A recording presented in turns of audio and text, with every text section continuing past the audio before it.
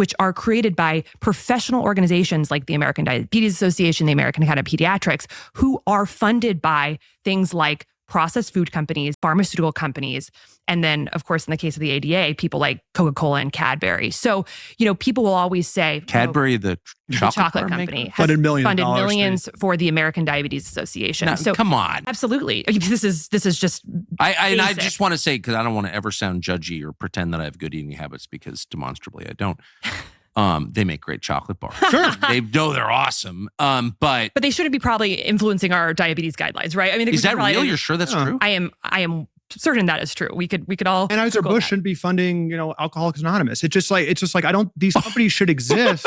But we follow this cult of evidence-based medicine, right? Which is that we follow the guidelines, but the guidelines cherry pick research from the canon of scientific literature that's out there. Which is why when I was in medical school, there were just huge swaths of the science that I wasn't seeing. But so, can I just ask a very fundamental question? Why would we follow the guidelines rather than the outcomes? It's a great question. So you just said 5 minutes ago, you were outlining this terrifying and sad and catastrophic series of stats describing the total collapse of public health in the United States. And so who cares what the guidelines are? Doesn't anyone just sort of zoom out for a second and be like,